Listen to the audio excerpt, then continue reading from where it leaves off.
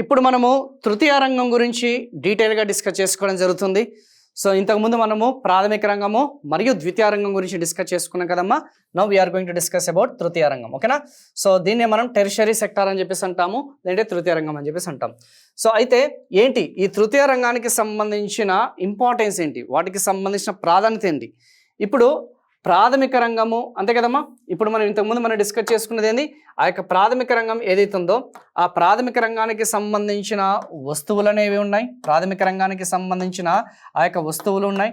And at the same time మనం చెప్పుకున్న ద్వితీయ రంగానికి సంబంధించిన వస్తువులు ఉన్నాయి. సో ఈ ద్వితీయ రంగము ప్రాథమిక రంగానికి సంబంధించిన ఉత్పత్తులు ఏదైతున్నాయో, వస్తువులు ఆర్ ఉత్పత్తులు, ఆ యొక్క ఉత్పత్తులు ఎవరైతున్నారో ఓకేనా, ఆ ఉత్పత్తులు వచ్చేసి ఒక ప్రాంతం నుంచి, ఏ ప్రాంతం నుంచి అమ్మా, ఒక ప్రాంతం నుంచి మరొక ప్రాంతానికి తరలించాలా లేదా, మరొక ప్రాంతం ఏదైతే ఉందో ఆ యొక్క మరొక ప్రాంతానికి తరలించాలా లేదా, పంపిణీ చేయాలా లేదా, డిస్ట్రిబ్యూషన్ అనేది చేయాలా లేదా. సో మరి అలా డిస్ట్రిబ్యూట్ చేయాలి అంటే, పంపిణీ చేయాలంటే దోహదపడే అంశాలు అనేవి ఉంటాయా లేదా? ఏంటవి? రవాణా. ఫర్ ఎగ్జాంపుల్, సో రవాణా అనేది ఒక రకంగా చెప్పాలంటే సేవనా కాదా? ఎస్, రవాణా అనేది కూడా ఒక సేవ. సో ఇంకొకటి, ఆ యొక్క ఉత్పత్తి కార్యకలాపాలని దోహదపడేది ఇంకొక విధంగా చెప్పాలంటే బ్యాంకింగ్. ఒప్పుకుంటారా లేదా? మరి బ్యాంకింగ్ అనేది ఉత్పత్తి కార్యకలాపాలకి ఖచ్చితంగా అది దోహదపడే అంశమా లేదా, కంట్రిబ్యూట్ చేయబడే అంశమా లేదా? Definitely yes. నెంబర్ 2, ఇది కాకుండా కమ్యూనికేషన్. సో సమాచార రంగం ఏదైతే ఉందో ఆ సమాచార రంగం అనేది కూడా ఉత్పత్తి కార్యకలాపాలని ప్రత్యక్షంగా కానీ పరోక్షంగా కానీ ప్రభావితం చేసే అంశమా కాదా? అందరికీ క్లారిటీ వస్తుందమ్మా. అంటే ఇక్కడ వస్తువులు అనగానే కేవలం అది ఉత్పత్తి వరకు మాత్రమే కాదమ్మా, వాటిని మనం వేరే ప్రాంతానికి తరలించాలన్న సంగతి గుర్తుపెట్టుకోండి. అండ్ ఉత్పత్తికి దోహదపడే అంశాలు కూడా ఉంటాయన్న సంగతి గుర్తుపెట్టుకోండి.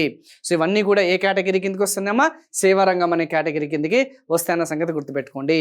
So after primary, secondary, there is third category of activities that falls under the tertiary sector.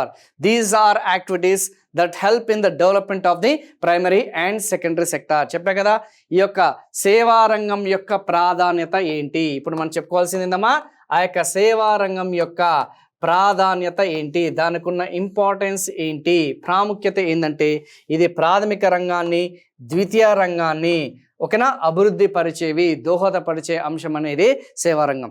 So ఇలా మీకు అప్లికేటెడ్గా చెప్పాను. ఇప్పుడు మనం కాన్సెప్షన్కి వెళ్దాం. మరి సేవారంగంలో ఏవే ఉపరంగాలు ఉంటాయి అనేది ఫస్ట్ మనం డిస్కస్ చేసుకుంటే ఒక క్లారిటీ అనేది వస్తుందమ్మా. సో ఇక్కడ చూద్దాం. సో సేవారంగం ఏదైతే ఉందో, టెరిషరీ సెక్టార్ ఏదైతే ఉందో ఆ సేవారంగంలో ఏ ఏ అంశాలు ఉంటాయనేది మనం ఒక్కసారి డిస్కస్ చేద్దామా. సేవారంగం ఏదైతే ఉందో ఆ సేవారంగంలో ఏమేమి అంశాలు ఉంటాయనేది ఒకసారి డిస్కస్ చేద్దాం. అందులో ఫస్ట్ వన్, ఫర్ ఎగ్జాంపుల్ మనకి ఎలా చెప్పొచ్చు, ఒక రకంగా చెప్పాలంటే ఈ యొక్క హోటల్స్ అండ్ రెస్టారెంట్స్ ఏదైతున్నాయో, ఏంటమ్మా హోటల్స్ ఏదైతుందో ఆ హోటల్స్ ఏదైతున్నాయో అండ్ రెస్టారెంట్స్ అంటాం, తెలుసు అనుకుంటా కదా. ఈ రెస్టారెంట్స్ ఏదైతున్నాయో వీళ్ళందరూ కూడా ప్రొవైడ్ చేసేది సేవలా కాదా? ఎస్, సేవలు. So obviously they are providing some services. ఇది కాకుండా బ్యాంకింగ్, ఒప్పుకుంటారా లేదా? ఎస్, బ్యాంకింగ్ ఏదైతే ఉందో, ఇన్సూరెన్స్, ఎస్ బ్యాంకింగ్కి సంబంధించిన కానీ ఇన్సూరెన్స్కి సంబంధించిన కానీ, ఫినాన్సెస్ ఏదైతున్నాయో విత్త సేవలు ఏదైతున్నాయో ఫినాన్స్కి సంబంధించిన కానీ, అది కాకుండా మనకి ప్రొఫెషనల్ సర్వీసెస్ ఉంటాయి లేదా, లైక్ ఐటీ సర్వీసెస్ ఏదైతున్నాయో ఓకేనా, ఆ యొక్క ప్రొఫెషనల్ సర్వీసెస్ ఉంటాయా లేదమ్మా? ఎస్, వృత్తిరీత్యా ఆ యొక్క ఏదైతే మనం చెప్పుకున్నా ఆ యొక్క సేవలని అనమాట ఓకేనా, వృత్తిరీత్యాకి సంబంధించిన ప్రొఫెషనల్ సర్వీసెస్ ఓకేనా. ఇది కాకుండా ట్రేడ్, వ్యాపారం అనేది ఒకటి ఉంటుందా లేదా? ఎస్, వ్యాపారం, డిస్ట్రిబ్యూషన్ అని చెప్పాను గుర్తుందా లేదా? ఎస్, ట్రేడ్ ఏదైతుందో ఆ ట్రేడ్ అయ్యుండొచ్చు, లేదంటే రియల్ ఎస్టేట్ ఓకేనా. రియల్ ఎస్టేట్ ఏదైతుందో ఆ రియల్ ఎస్టేట్ అనేది కూడా మనకి ఒక సేవారంగం కిందకి వస్తుంది. ఇది కాకుండా గవర్నెన్స్ ఏదైతుందో, ఏందమ్మా ఆ యొక్క గవర్నెన్స్ ఏదైతుందో ఓకేనమ్మా, ఆ గవర్నెన్స్ ఏదైతుందో ఆ పరిపాలనకి సంబంధించిన అడ్మినిస్ట్రేటివ్ సర్వీసెస్ అంటాము ఓకేనమ్మా.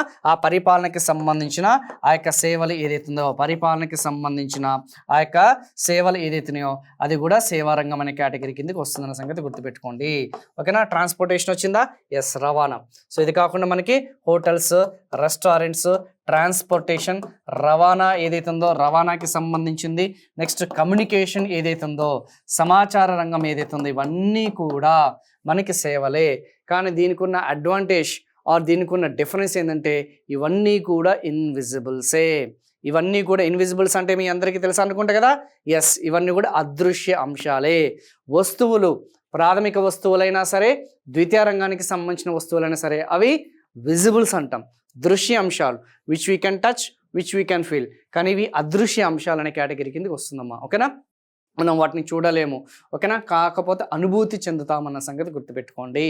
కేవలం అనుభూతి మాత్రమే ఉంటుందన్న సంగతి గుర్తుపెట్టుకోండి. సేవారంగం. సో ఈ సేవారంగం యొక్క ప్రాధాన్యత, విశిష్టత ఎన్సీఆర్టీలో ఏదైతే చెప్పాడో మీకు చాలా బ్రీఫ్గా ఒక సింగిల్ ఎగ్జాంపుల్ అనేది చెప్పి మీకు ఎక్స్ప్లెయిన్ చేస్తున్నాము. ఇప్పుడు మనము ఈ సేవారంగం అనేది అర్థం అవ్వాలంటే మనం ఒక ఫార్మర్ ఎవరైతున్నారో, ఒక రైతు ఎవరైతున్నారో ఆ రైతుని ఉదాహరణ తీసుకుందాం. అంటే ఎన్సీఆర్టీ వాడు మనల్ని ఏ మెసేజ్ అంటే ఆ కాన్సెప్ట్ని ఎలా మనకి కన్వే చేయాలనుకున్నది మీకు ఒక సింగిల్ ఎగ్జాంపుల్ చెప్తానమ్మా. అంటే మనకి అర్థమయ్యే విధంగా, కాంపిటేటివ్ ఎగ్జామ్కి అర్థమయ్యే విధంగా మీకు ఎక్స్ప్లెయిన్ చేస్తాను. ఇప్పుడు రైతు ఉన్నాడు.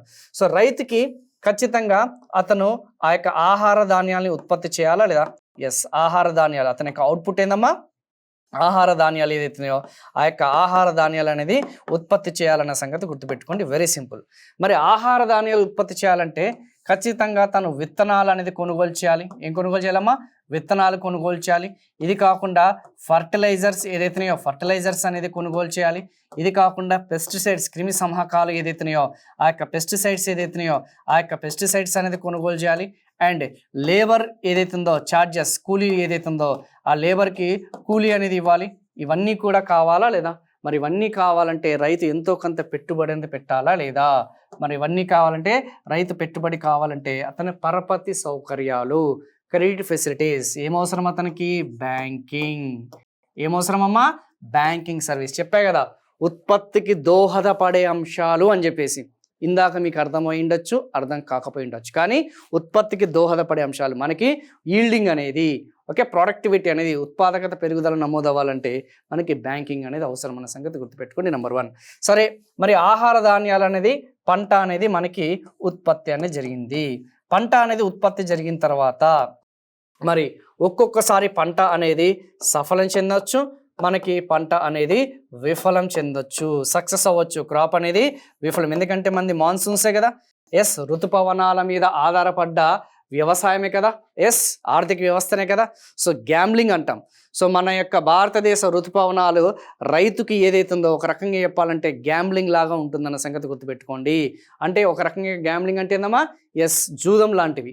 సో జూదం ఆడతాయన్న సంగతి గుర్తు. సకాలంలో వర్షాలు పడవచ్చు, డిలే అవ్వచ్చు, అసలు వర్షాలు పడకపోను కూడా అవ్వచ్చు. ఓకేనా.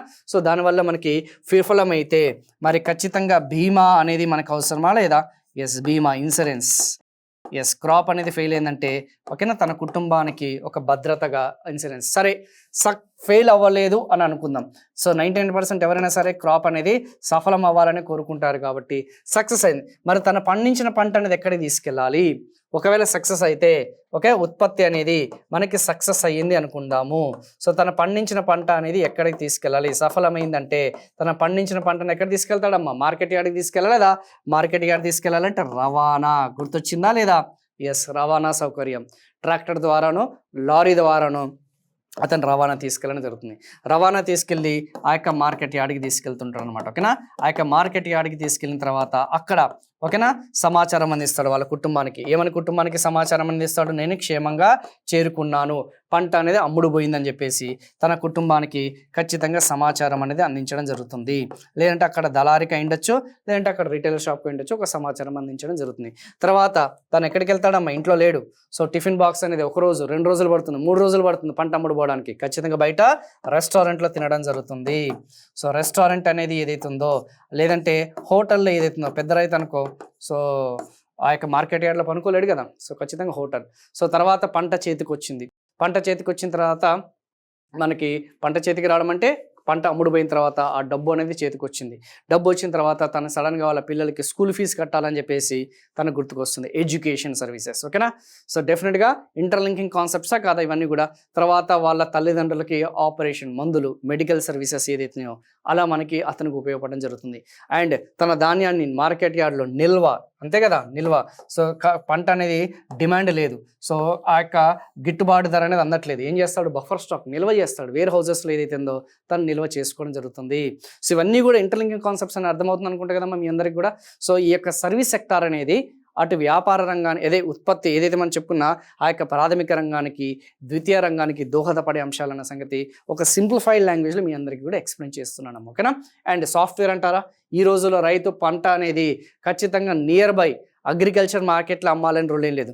ఈనామ్ అని చెప్పేసి ఒక వెబ్సైట్ ఉంటుంది. సో ఈనామ్ అంటే తెలుసు కదా, ఎలక్ట్రానిక్ నేషనల్ అగ్రికల్చర్ మార్కెటింగ్ అని చెప్పేసి. రైతుకు కావాల్సిన సమాచారం అంతా కూడా మనకి సాఫ్ట్వేర్ రూపంలో కొన్ని యాప్స్ అనేది కూడా ఉన్నాయా లేదా? ఎస్, అవన్నీ కూడా ఐటీ, సాఫ్ట్వేర్, ప్రొఫెషనల్ సర్వీసెస్ కూడా అందిస్తున్నారా లేదా? ఎస్, ఎప్పటికప్పుడు కూడా మార్కెట్ ధరలు ఏ విధంగా ఉన్నాయని చెప్పేసి, రైతుకు వేదికలు అని చెప్పేసి ఇవన్నీ కూడా మనకి ఉన్నాయా లేదమ్మా?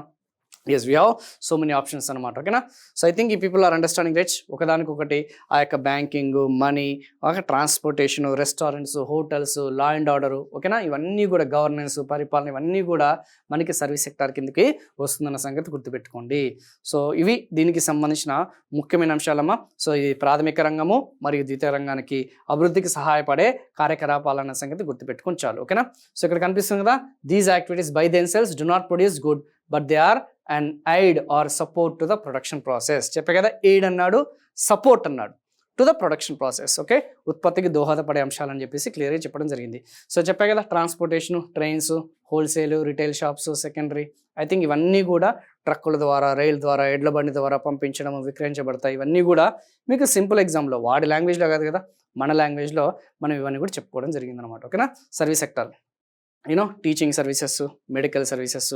మరి ఏం sir teaching services, medical services, ఈ హోటల్స్, రెస్టారెంట్స్ ఇవన్నీ అని చెప్పుకున్నాం కదా, అసలు దాన్ని ఏంటి, మనం ఎలా కేటగరైజ్ చేయొచ్చు అనేది మనం ఒక్కసారి తెలుసుకుందాం. ఓకేనా? So we may also need to talk to others over telephone communication, borrow money from banks, చెప్పుకున్నాం కదా, to help production and trade. ఆ యొక్క ఉత్పత్తి కోసం కానీ, వ్యాపారం కోసం కానీ, మనం బ్యాంకింగ్ కార్యకలాపాలు, కమ్యూనికేట్ అవ్వడం కోసం టెలిఫోను, లెటర్స్ ఇవన్నీ ఉంటాయని చెప్పేసి చాలా స్పష్టంగా వాళ్ళు ఎన్సీఆర్టీలో మెన్షన్ చేశారమ్మా.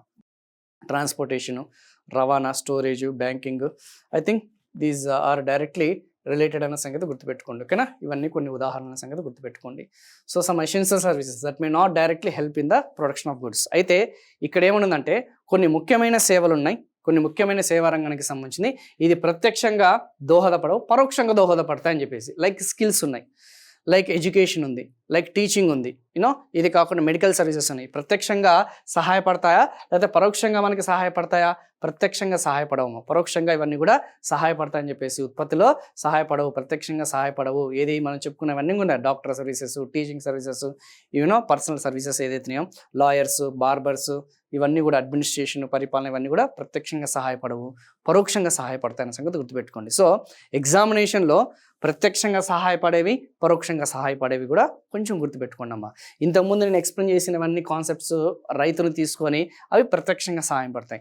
ఎడ్యుకేషను, టీచర్స్, లేకపోతే health services, medical services, skills, ఇవన్నీ కూడా పరోక్షంగా, బార్బర్స్, అకౌంటెంట్స్, పరిపాలన, లా అండ్ ఆర్డరు, ఇవన్నీ కూడా పరోక్షంగా మనకి సహాయపడతాయనే సంగతి గుర్తుపెట్టుకోండి ఉత్పత్తి కార్యకలాపాలకి. ఓకేనా?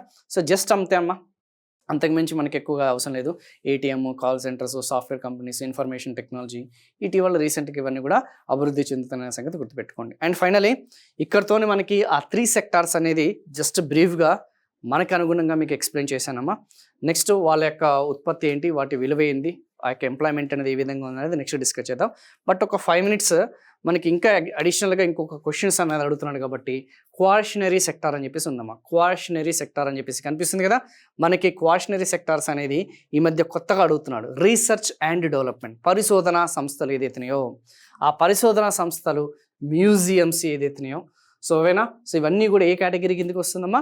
ఎస్, ఐటీ ప్రొఫెషనల్స్ ఏదైతున్నాయో, ఐటీ సాఫ్ట్వేర్ ఏదైతుందో, ఓకే, కన్సల్టేషన్స్ ఏదైతున్నాయో, ఇవన్నీ కూడా మనకి ఏ కేటగిరీ కిందకి వస్తుందమ్మా? క్వాషనరీ సెక్టార్ కిందకి వస్తున్న సంగతి గుర్తుపెట్టుకోండి, which is very very very very important. ఓకేనా? అంటే ఇది ప్రత్యక్షంగానో ఉత్పత్తి కార్యకలాపాలకి దోహదపడవు, పరోక్షంగా కూడా దోహదపడవు. కాకపోతే ఇవన్నీ కూడా రీసెర్చ్, దీని యొక్క విలువ ఎంత. ఇప్పుడు మనకి ప్రాథమిక వస్తుందమ్మా, లేదంటే మనకి వ్యవసాయ రంగం వస్తుంది, దానికి ఒక విలువ అనేది మనం చెప్పగలుగుతాం. ఓకేనా? పారిశ్రామిక వస్తుంది, దానికి ఒక విలువ అనేది చెప్పగలుగుతాం, ఉత్పత్తి విలువ అని చెప్పగలుగుతాం. సేవలు అందిస్తున్నారు, దానికంటూ ఒక విలువ అనేది ఉంటుంది. కానీ ఇప్పుడు రీసెర్చ్ అండ్ డెవలప్మెంట్ ద్వారా, ఆ యొక్క శాస్త్ర పరిశోధన రంగం ద్వారా మన ఆర్థిక వ్యవస్థకి ఎంత మేలు జరిగింది, ఆ ఇన్ఫర్మేషన్ టెక్నాలజీ ద్వారా ఆర్థిక వ్యవస్థకి ఎంత మేలు జరిగింది అనేది మనం ఊహించగలుగుతామా? అట్లీస్ట్ దాన్ని అసెస్ చేయగలుగుతామా? చేయలేం కదా. సో అందుకే దీన్ని కోఆర్డినేటరీ సెక్టార్ అని చెప్పేసి అంటాం. ఓకేనా. ఇంటలెక్చువల్ అనమాట. ఓకేనా. మేధో సంపత్తికి సంబంధించిన అంశాలన్నీ కూడా ఏ కేటగిరీ కిందకి వస్తుందంటే కోఆర్డినేటరీ సెక్టార్ కిందకి వస్తుంది. వీటిని అంచనా వేయలేము. వీటి యొక్క విలువ కానీ, ఉత్పత్తికి సంబంధించిన కానీ, ఆర్థిక వ్యవస్థ ఏ విధంగా మేలు జరిగింది అనేది మనం అంచనా వేయలేము అన్న సంగతి గుర్తుపెట్టుకోండి. Very very important. And finally quaternary sector, quaternary sector అని చెప్పేసి అంటాం. ఇవి గవర్నమెంట్కి సంబంధించిన హై లెవెల్ అఫీషియల్స్ ఎవరైతే ఉన్నారో, ప్రభుత్వ రంగానికి సంబంధించిన అత్యున్నత అధికారులు ఎవరైతే ఉన్నారో వాళ్ళందరూ కూడా ఈ కేటగిరీ కిందకి వస్తారన్న సంగతి గుర్తుపెట్టుకోండి. డెసిషన్స్, ఓకేనా, ఆ యొక్క ప్రభుత్వ నిర్ణయాలు కానీ, ప్రభుత్వ విధానాలు కానీ, సంక్షేమ పథకాలకి సంబంధించిన కానీ, పరిపాలనకి సంబంధించిన కానీ, అభివృద్ధికి సంబంధించిన కానీ యొక్క హై లెవెల్ డెసిషన్ మేకింగ్ బాడీని మనం క్వానరీ సెక్టర్ అన్న సంగతి గుర్తుపెట్టుకోండి. లైక్గా ఈ బ్యూరోక్రాట్స్ ఎవరైతే ఉన్నారో, ఐఏఎస్లు, ఐపీఎస్లు, మినిస్టర్స్, చైర్మన్స్, ప్రెసిడెంట్స్, వీళ్ళందరూ ఉంటారు కదమ్మా. సో వీళ్ళందరూ కూడా ఈ category highest ranking levels of decision making in a country అన్న సంగతి గుర్తుపెట్టుకోండి. ఓకేనా. ఇది కాకుండా మనకి ఫిక్కీకి సంబంధించిన కానీ, సిఐఐకి సంబంధించిన కానీ, ఈయన ఉంటారు కదమ్మా కొంతమంది ఎవరైతే ఇన్ఫ్లుయెన్సర్స్ ఉంటారు కదా, వాళ్ళందరూ కూడా ఈ కేటగిరీ కిందకి వస్తారన్న సంగతి గుర్తుపెట్టుకోండి. Includes top officials of government, media and universities ఎవరైతే ఉన్నారో, ఇంకా ఎక్సెట్రా ఎక్సెట్రా. సో ఇక్కడతో మనకి ఈ యొక్క ప్రధాన రంగాలు అనేది మనం బ్రీఫ్గా మీకు చెప్పడం జరిగిందమ్మా. Examination point of view since we're at the basic level, ఇంకా 10th క్లాస్ చాప్టర్ 3 సెక్టర్స్లో ఉన్నాం. నెక్స్ట్ మనం డిస్కస్ చేసుకోబోయేది దీని కంట్రిబ్యూషన్, అంటే ఎంప్లాయ్మెంట్ అనేది, ఉపాధి అనేది ఏ రంగాల్లో ఎంత ఉంది, అండ్ అసలు ఉత్పత్తి విలువ అంటే ఏంటి, ఓకేనా, అనే అంశాలు ఉన్నాయి. అవి మనం నెక్స్ట్ సెషన్లో మనం కంటిన్యూ చేద్దాం.